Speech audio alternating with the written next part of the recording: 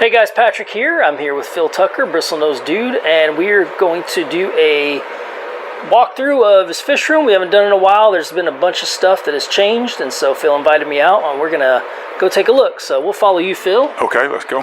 And we'll see what you got to show us.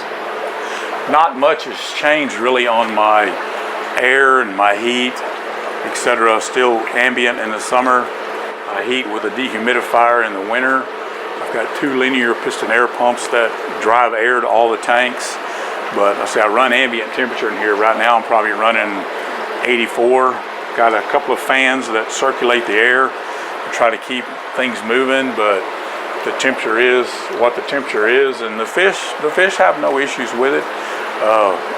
The bristlenose do stop spawning in the summer, but I have had spawns with my cichlids all summer, so they haven't been as upset as the bristlenose, but this gets too warm for them and they just shut down on me. So I've added a few tanks and moved a few things around. Had to build some new stands because I had some issues, but still breeding bristlenose and cichlids from Malawi, Tanganyika. I have a Mica splendid, the only live bear I have left now, and we'll go and take a look at the tanks if you want to do that. Yeah, let me talk about your air real quick, because this is the same air pumps that you were using when we were here last.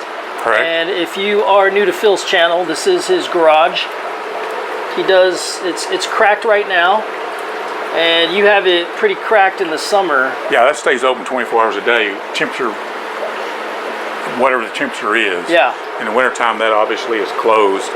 I do open it about an inch in the winter because my drain, everything is manual water changes, so the drain goes out under the door. And you just drain it out the driveway. Yeah, well, it runs in the yard. It runs in the yard, okay. And the flower beds. And there's your garage door. It's a single port garage door, because here we have Phil's garage. I don't know if you wanted me to show that. Oh, that's all right. But your garage door, does that have insulation on it? Yes. Okay. Yeah, this room is insulated, except for this exterior wall over here, this brick. I'm sure it's probably not insulated, but ceiling, all the other walls and the door are insulated to help me with temperature. In the wintertime, the dehumidifier keeps me at about 72 to 74. And let's take a look at your air pumps. You get these air pumps from They linear. came from Gemco linear piston. Yeah, they're linear piston. And you are running lines just right above. Yeah, it's running PVC. Do you have one down here too? No, it's a cross. Okay. I have one here. You do have one? Yeah, lines down there, yeah. So I have one pump here, and the pump behind us is half the size, so it's run in line as well. Now, if you were like me, you bought one pump and then you found that, eventually I'm not getting enough air, and so you bought another pump and hooked it up to it. Is that, yes. Yeah, is that what happened? Outgrew this one. Yeah. Bought that one. Everybody says, wow, they cost $250, but you can only imagine what it would cost to buy little air pumps. Yeah. And the aggravation and maintenance you would have to keep those running. So these are well worth the money. There's cleaning the filter on it is the only maintenance they require. This first pump I had it when I was in Arlington, so that was 18 and a half years ago, and it's still running strong. So great pumps do a great job for you on your air and make your life easy. Just drill and tap a hole, get your valves, and you could go and you could replace both of these with a larger one that Gemco sells. Absolutely. Yeah. So yeah, it's the same way with mine that I've done. Okay, let's go ahead. We can start at whatever tank you want to start at. Let's go back to the front of this row. Okay. We'll go right here. This is a rack of 30-gallon tanks. They're 30 by 15. I have no idea how old these are. They're old tanks. They don't make them like this anymore. I raise the Elampologus brevis in the top. They live in shells in the lake. In my tanks, they live in PVC elbows so that I can get them out of there if I decide I want them out of there. How often do you get them out? I take babies out of there whenever I'm going to sell a batch, so I'll probably get in there twice a year.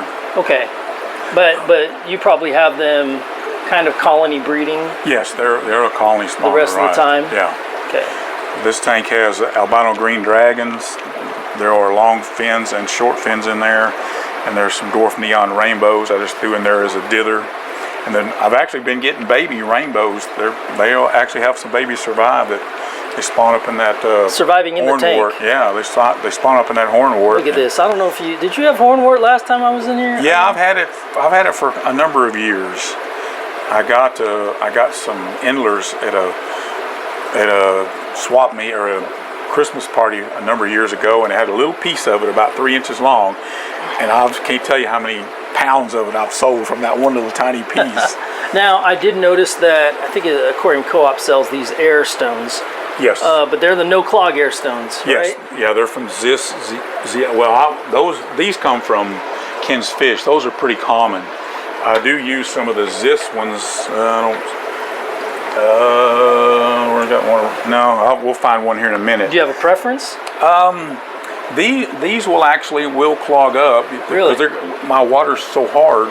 Yeah. That it will build up minerals. Oops. And actually slow it down. And I turbocharge most of these, or whatever they call it, juice them up, whatever, where I'm putting the air stone below the bullet on the hydro sponge to make smaller bubbles and make them work better. And what about the other one that you get? Does it clog up? It actually will clog up too. It has two pieces that unscrew, and it has some felt discs that go in there that you can adjust how tight it is for the size of the bubbles. But it will clog up too.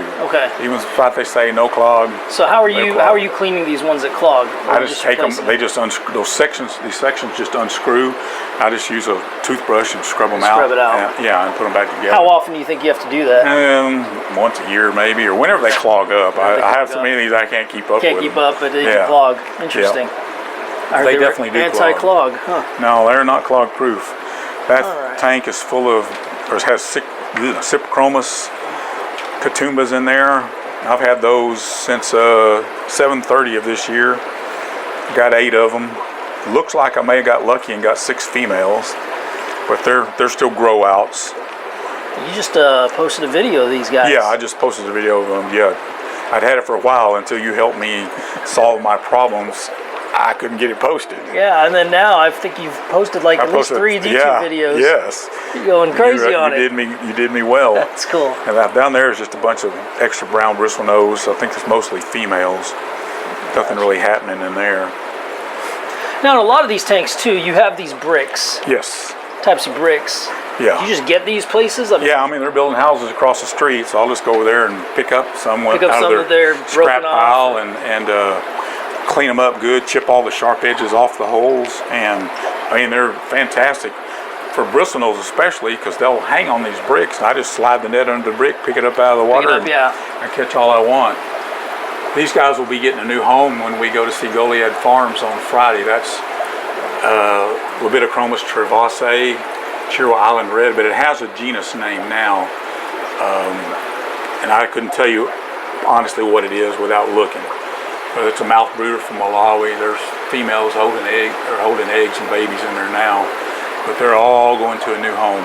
Yeah, Phil and I are going to. Oh, that keeps messing up. Phil and I are going to Goliad Farms on Friday, and they said I could shoot video, so look forward to that video and us taking the long drive there to bring some of Phil's fish there. Yeah, this is a tank. These are 40-gallon breeders. This is a tank of Chidonga soloses from Taiwan Reef, Malawi fish, and then some Pseudotrophus poli or Synodontis poli whites in there as well that I'm growing out to spawn. It may take me another year to get those big enough, but Solosi is one of the fish from Malawi that all start out orange, and the females stay orange. The males turn blue as they mature, and there's 2 males in here, and I think there's 9 females. And I just stripped 2 this morning. I got about 75 babies, and 2 more had spawned yesterday, so there's 2 more in there holding. Most of these will go to Dave's Rare Fish down in Cibola. I'm breeding these and growing them out for him. These actually came, the adult or the young fish I got came from Germany, as he said that all the stuff you get out of Florida has gotten polluted. The genetics are polluted and the fish don't look like they should, so he was buying them out of Germany. So now he'll have a source in the U.S. for them. Yeah, and I mean, you have You can even see some of these guys holding. Yeah, there's two more females holding in there. So I got about 75 fry. The fry, matter of fact, the fry are in there right now. They were all wigglers.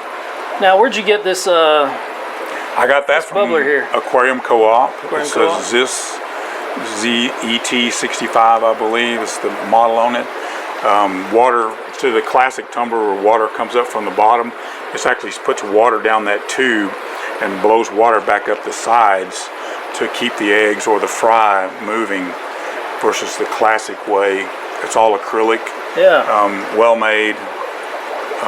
Not terribly cheap, but does a fantastic job. Yeah, it's a cool looking thing. I actually use one of those. It's a little bit larger when I hatch my Petricola eggs, and those fungus are really bad, but the fungus eggs are more buoyant. And I take the screen out of this. There's a screen up here in the top, right, and all the eggs that fungus will go out the hole, and I'll leave just the fry down in the bottom. So it's a real good way for me to get those separated, and I've been real successful. And how with that. How long do you keep these fry in here? I mean, I'll keep them there till their egg sac is just about absorbed, and then I'll put them out and put them in a tank to grow out. Gotcha. I just got these guys on 320, so I've had them just 6 months, and I've already got about 60 fry in another tank. Yeah. So they've grown well and produced really well. This is a neat little catfish. This is the Poli White from Lake Tanganyika that I got it. Matter of fact, I got them the same day, and I'm really looking forward to getting those big enough to spawn. And they'll be an egg scatter and spawn like the Synodontis petricolas.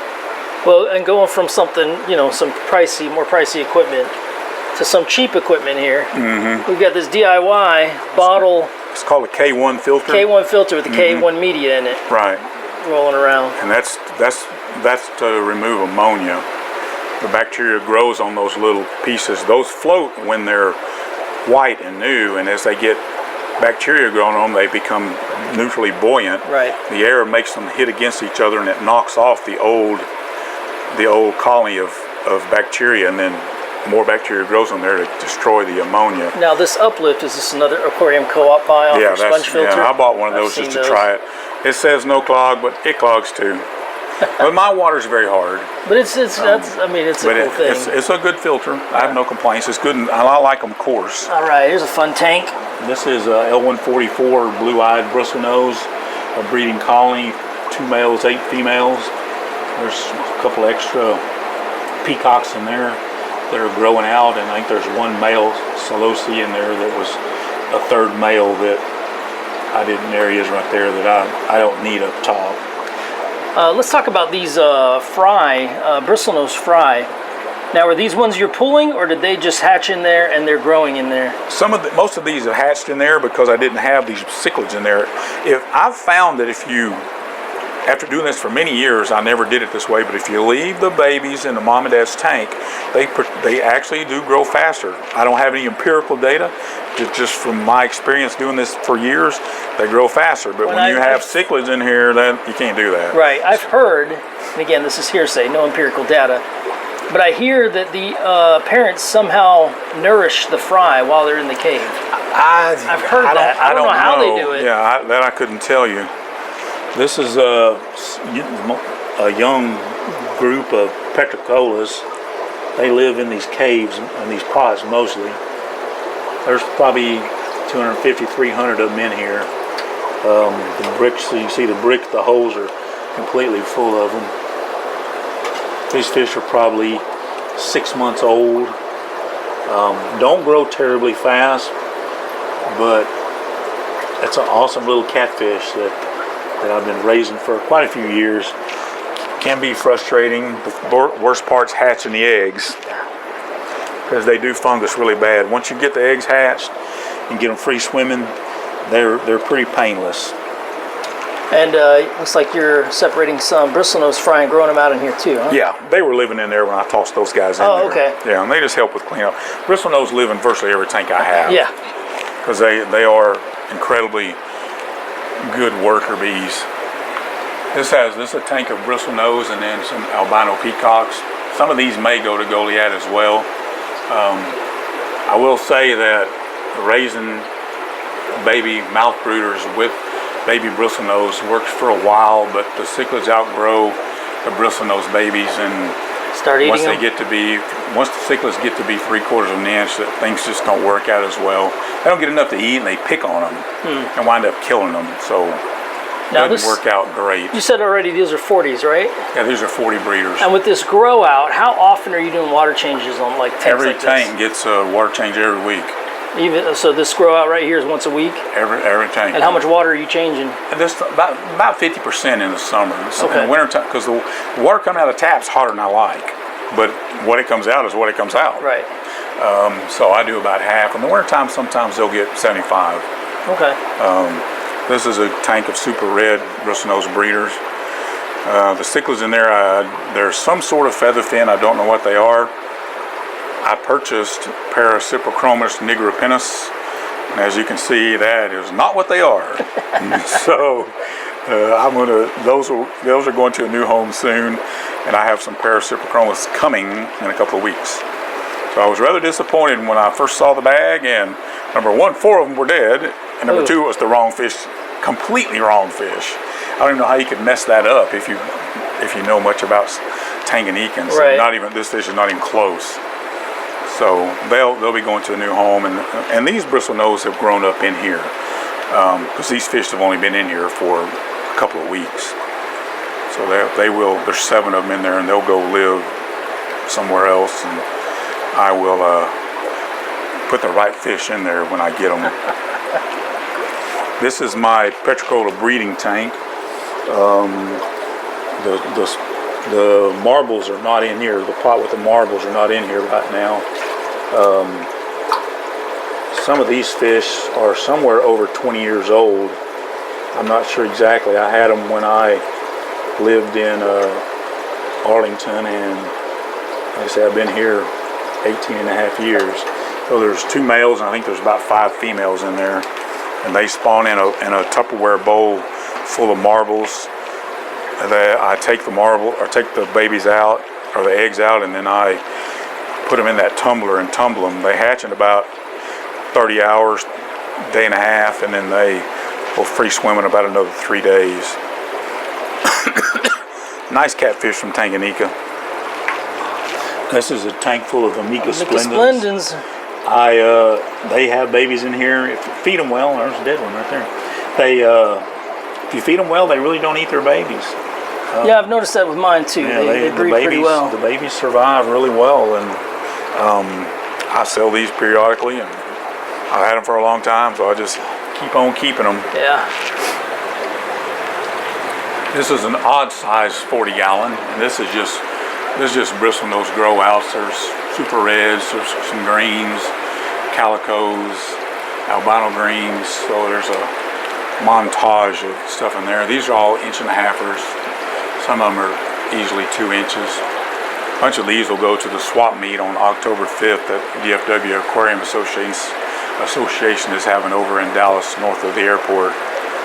So they'll a bunch of those will be available.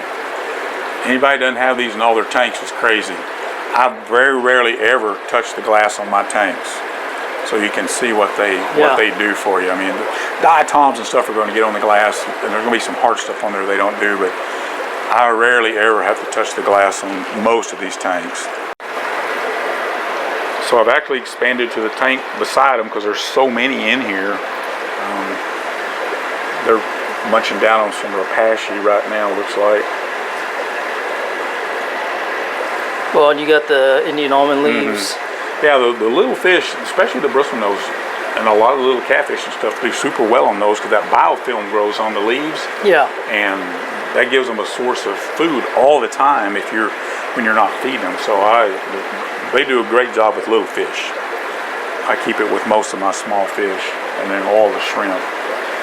This tank has the little Soloses in here, and there's some young Cricara morii, but it's mostly green dragon and albino green dragon grow out. So they're in here just looking for new homes. I really like the solid green dragons, and the albinos are probably the prettiest of the orange fish. I think they're really orange, and their common name is also pineapple. But Is this on? yeah, that's just the power head. That's just an orange juice bottle with holes punched in it. Yeah. I cut a hole out in the bottom to fill it up. There's a hole cut in the top where the strainer goes through, and it just pulls water through and pumps it back out. Nice. It's mainly to remove particulate. It gives water movement. Yeah, oh, I'm sorry. Particulate and keeping the water going. And those things are easy to maintain, easy to do. If you do those, don't use a drill. Buy yourself a cheap woodworking tool or solder iron and burn the holes. Burn the holes? It's much better than using a drill. Makes a lot less mess, much easier. And you got a matting filter going on in this. Yeah, I have a number of matting filters in the room now, and we'll talk about some over here in a minute. This is grow outs, super reds and calicos, I believe is about all that's in there. Do have a matting filter, and I'm fairly impressed with them. I got some from a supplier, I won't name the name, and then some came from Imperial Tropicals, who is the distributor. Not Imperial. I've got some from Swiss Tropicals. Swiss Tropicals. Yeah. And I feel that those are far superior. Yeah, Swiss Tropicals are quality. Knockoffs. So this is one that came from somewhere else. It has a hole through it instead of you cutting your own. No, I like those Swiss wherever. Tropicals, and then you can decide how coarse you want the sponge. Right. You have on only it. one choice here, and this is finer than I would like. Yeah, I like it coarser. But the guy raises a lot of shrimp, and I guess it's a problem with shrimp. Believe it or not, this is another tank of baby petricolas. They're all hiding in here. This is the tank I've been selling out of.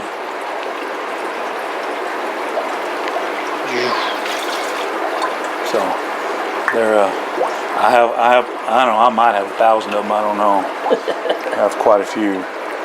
But I mean, when you have a big spawn that goes, the biggest spawn I've had I think was about 700 that survived. Some of those females I'm sure probably laid 2,000 eggs. So let's go this way. The garage rack is a rack of 9 20 longs. And I'll get a wider shot. I had a 200 here and 920s. Yes, 920s. And this is where we just came from, so we have a little kind of a wider view. All right. I had a 200 living here and decided that I didn't want it anymore and sold it and replaced it with these. Yeah, I remember that big one. Yeah, it wasn't. I needed more smaller tanks to grow out fish and stuff. I have a pair of here of breeding Gelitochromis Mark Smith eye. I have more along on the other side. Now, where are they? They're in their cave right now. Oh, they would be. Yeah, they're in there hiding. I see them peeking out. They don't know you, so they're gonna hide. I don't know you. This is baby. There's your other matting filter. Yeah, they work great. These are baby Wobbenmeisters. It's a honeycomb looking Plecostomus.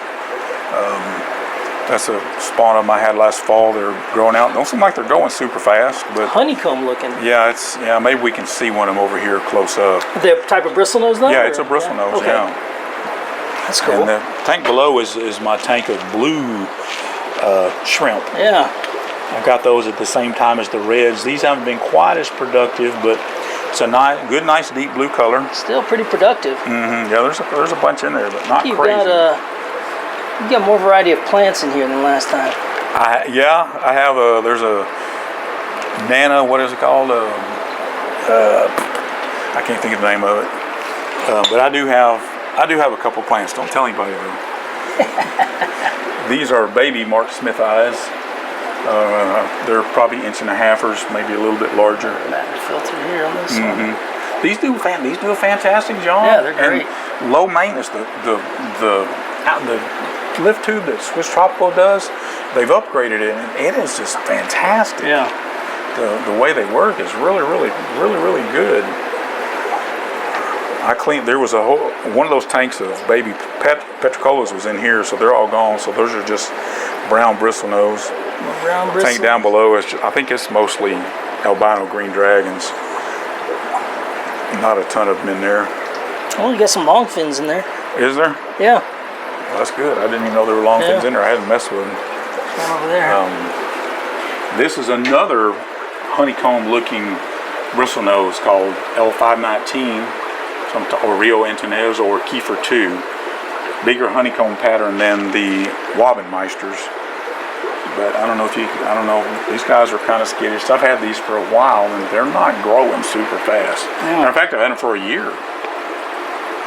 So they're, some fish are a project, and it just takes time. Yeah. Those are green dragon babies, and then there may be some other stuff in there too. Just Bristlenose and tank below is You need just, some assassin snails. I have one tank that has them in it, but there's so many of these snails, I don't know if the assassins can keep up with them.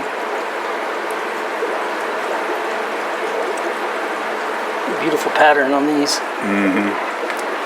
So here's this new rack you had. These are 20 extra longs or 25-gallon tanks. They're 36 by 12 instead of 30 by 12. I actually drove to Austin to pick these up. You can see here the discharge on the matin filter. Yeah.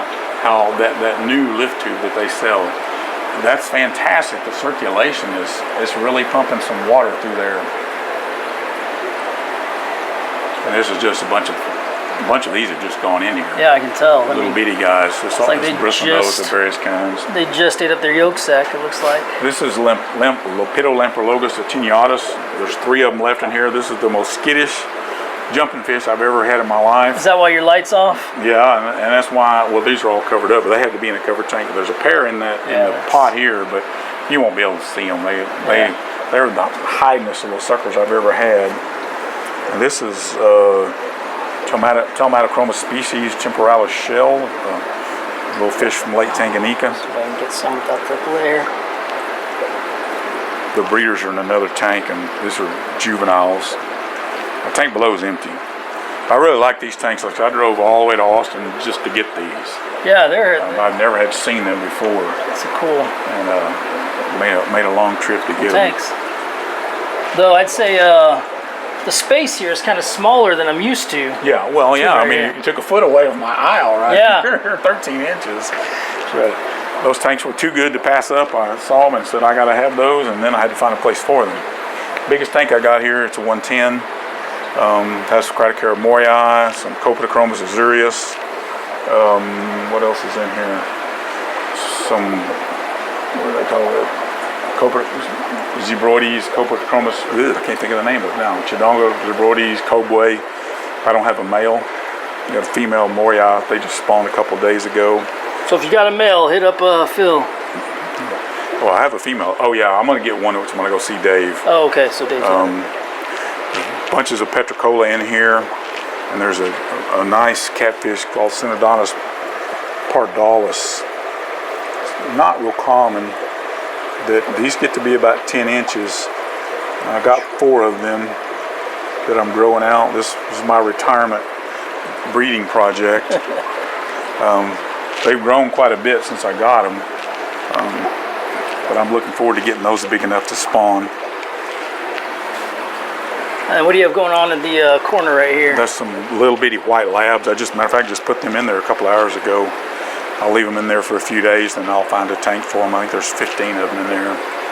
Other fish I'm raising to go to Dave's Rare Fish. Nice. Down here we have a large colony of... What is this, a 90-gallon down here? It's a 100. 100? Yeah, 5 foot 100. This is just an albino peacock. It came from Goliad Farms from the blue line. This is a fish, not these fish, but this is a fish we'll be taking to him. And I'm raising out these guys. This is Synodontis multipunctatus that I want to spawn with these nice peacocks. I've had these catfish for a year also. Got them when they were quite small. But this is the cuckoo spawner from Lake Malawi that spawns with the mouth brooders, and the mouth brooder mama carries and hatches the eggs for the catfish, and the catfish hatch and grow faster than the cichlids, and they actually feed on the baby cichlids. I figure while I'm down here. Yeah, this is the breeders from those Tomatochroma fish. There's 2 groups of them, 1 in each end, that are spawning. Okay. I moved them from the tank that the babies are in out here into their own tank. They're spawning back up there in those little pots. How big are these tanks here that we're These are also 15s. Okay. And that's a 40 and then a 55. So Gotcha. these are 15s. They fit perfect on top of a 4-foot tank. 2 of them do. That's a grow out tank of Bristlenose. I think there's some albino greens and super reds. This was this albino green dragon breeding group, but I just lost the male this week. Oh, so no. I had to do some moving around, and I've got another male. You got a long fin in there. Yeah, there's some long fins in there with it too. Okay. Yeah. This is another group of L144 blue eyes. Old blue eyes. And there's also, I raise these little guys, these little cichlids in here. These are Criticara moyai, and there's some soloses in there as well. I'll let them grow out in there until they get to be about 3/4 of an inch. This is my second group of green dragon Bristlenose breeders. There's some white labs in there too. Lab babies in there with them now. See, I have to write what's on these, or a lot of times I won't know. Especially got the name and the date. Yeah, I try to put information. I record every time I do water changes on the rack. I record that. Even though I'm doing them every week, I still record it. And Yeah, because you're retired now. You should be doing twice a week. You're just being lazy. I don't know why. Razor blade takes that right off. So right on your tanks and with a magic marker and just scrape it off. Razor blade it off. Now here's two tanks side by side. Same fish, same tank. This one has a matin filter. That one has a hydro sponge. I don't see any air going in this one. Oh oh darn! I'm about to fix that. It's hanging loose somewhere. There it is right there. I'll fix that in a little bit. I hadn't noticed that. Anyway, I'll fix that later. Yeah, that's why I can't. So this tank seems to stay cleaner. These guys get the exact same feed, the exact same maintenance, and this tank definitely stays cleaner than that tank over there. They both got the same light on them. I mean, everything's treated the same. Except the matin filter. Except the matin filter. Yeah. And that matin filter's been in there. Well, I usually write that on there, but I didn't. I generally write the date I put it in there, so I'll know. But these fish have been in this tank for 4 years. Wow. They've been in there since 9/20 of 20, and those have as well. He's peeking out. Yeah, he's Where's peeking my at you. air? There's not many fish in there, so they'll be okay. Yeah.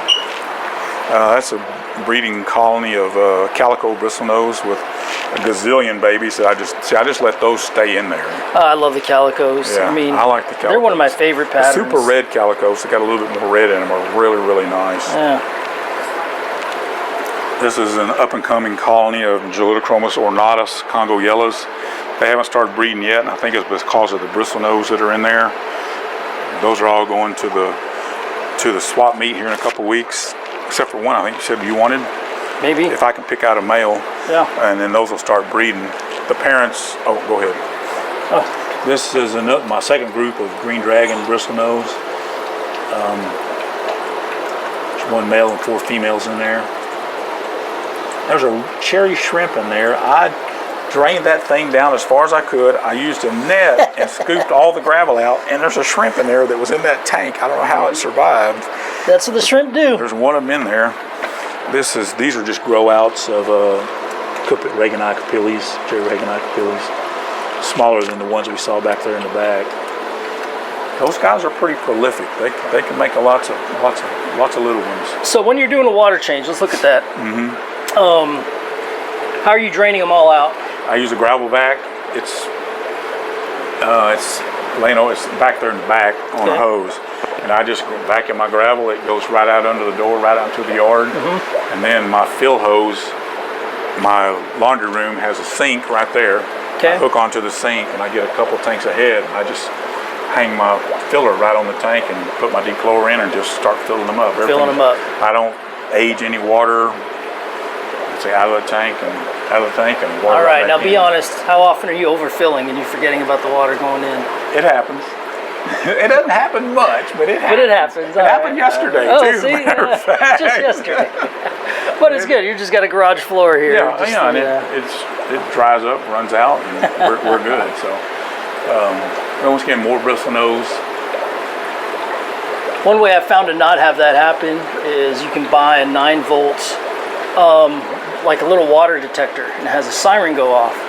And you put it there, and then it just and it lets you know, okay, this one's full. You better come over. I've had to do that for mine. This is bristlenose, and there's a couple of hundred little petricolas in there. See them cruising around the hole. I'm looking at these tanks that were drilled, and you covered them up. Yeah, I just put a piece of glass over them, siliconed it over them, because I don't have room to do all the piping and plumbing. That takes quite a bit of room. It does take room, you're right. And I just don't have enough room. I have 57 tanks in here. Yeah. This is my spawning group of the Bristlenose Robin Meisters. There's some pretty shy guys. They don't come out a lot. They don't spawn quite like the regular Bristlenose. They're not as prolific. It doesn't I see him fanning though. Yeah, he's not on eggs. Now these caves I'm noticing, these are kind of different. I've not seen these I got ones those before. many years ago. There was a guy named Evan Rosenthal that used to make them. He was a fish guy. He made them and sold them on Aquabid. He since doesn't do that anymore. But they work. That's all I use. This is my main group of the Gelitochromis ornatus. All doing handstands. Yeah, these are my producers. The babies that we saw earlier came from these guys. And this is grow outs of a bunch of super reds. I'm growing some more adults, and then the white labs are in there, and then there's Hongai is the other cichlid from my lobby, and they're the dark ones. I think there's 3 of them in there. Yeah, the dark ones. The white labs are kind of skittish, but they're going into 75 when those fish get a new home. Okay. So, and then we got one last tank here on the end. Yeah. I just posted a video on Facebook of these guys. This is the Lamprologus sexfasciatus capilli golds I just got them on 8.6. I love these tanks. I mean, they're so deep. 24 by 24s, yeah. And once again, I have no idea how old these are. Yeah. There's no telling. A bunch of good young adult Bristlenose in here. A lot of these will be going to the swap meet in a couple of weeks. Now, is this enough space to get in there? Oh yeah. Yeah. Okay. Yeah, I can get in there just fine. I cut a hunk of my handle off of my net. Okay. See. Sometimes I fold mine, but I don't have any problems getting them out of there. This is some more of the Travas that need a new home. I'm gonna have to find a new home for them. And this is a fish that I'm phasing away from. And that's another group of the Mark Smith eye. I think there's 10 adults in there. I've had them in there not very long, and they've just started spawning. There's one big batch of babies from one of the pairs, but they were group spawning in another tank over there, and I just left the babies in the tank and moved the adults. Yeah. They're still a little shy. They hadn't been in there too long. That's just grow out Bristlenose. All right. Ooh. So it's 57 tanks. I think it's about 1,700 gallons. I haven't added it up in a while. This is I have 2 of these 100-gallon bass that I keep on the patio in summertime. It's strictly for grow outs. They both have just a simple trickle-through system in a bucket with, this one has bioballs, the other one has red lava rock, and just straight through the filter right back in the tank. Water pump in there that's picking the water up and dropping it back in. These are albino peacocks. These are all going to Goliad Farms on Friday. I think there's a few Travase in there, but that's all that's in here. These haven't been in here but maybe 6 or 8 weeks. I didn't get them out here early enough. The other tank's been out here longer. Now these Rubbermaid 100-gallon vats, to do a water change on these, are you pumping the water out and then? No, I just gravity drain it with a hose. There's my hose up there. Okay. I just gravity drain it out in the yard. And, so just siphon it out, yeah, and then I just fill right back up with the water hose. Got it. So real simple. The most expensive part of this thing is probably the pump. Or the vat. Yeah, these are not. Last time I bought one's a little over $100. I generally use the mag drive 9.5. This one has a different pump on it. The other one has the mag drive on it. This one will be replaced with a mag drive over the winter. I'll buy a new one for next summer. I want to put more water through here. I think it's been a while since you bought one though, because they're a lot more expensive now. Yeah, are they? Yeah. Yeah, it's been a while. This is 100, also same size vat, different manufacturer, a little bit different size, but same setup. This just trickles through red lava rock and back in the pond. My filter, I have a big filter pad on top of that red lava rock, and it clogged up this morning, and it pumped all the water, half the water out. Oh. So I did a water change. Unintentional water change. There are albino peacocks in here. These are quite a bit larger, and there's some Cichlid azureus in there as well. Now there's a couple of OB peacocks, but the bulk of this is going south to a new home at Goliad Farms. But you get some amazing growth, particularly some amazing color on some of your fish if you can grow them outside. It's amazing what doing growing outside does to these fish. These get sun up to about 2 o'clock, and then the house blocks it. But I've seen the water in these fats this summer 94. I think I looked at this earlier today, and it was about 86. But the fish don't seem to mind. Everybody does fine. They eat voraciously and grow pretty quickly in these vats out here, especially if you can give them a lot of water changes. They do really well, but the sun really helps with the color.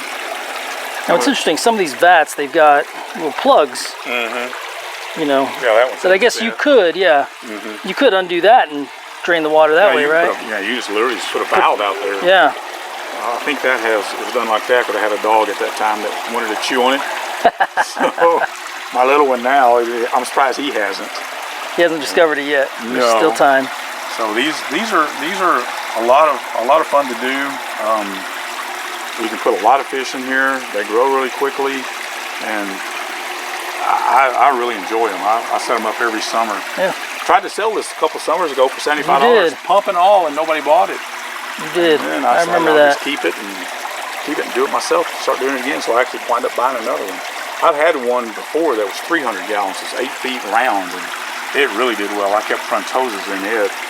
Actually, in the wintertime in the garage, I was able to keep them, but wrapping the tank with insulation and covering it with plastic, I was able to keep it going all winter. But I did have to put heaters in there. I don't like using heaters. That's why I use no heaters at all.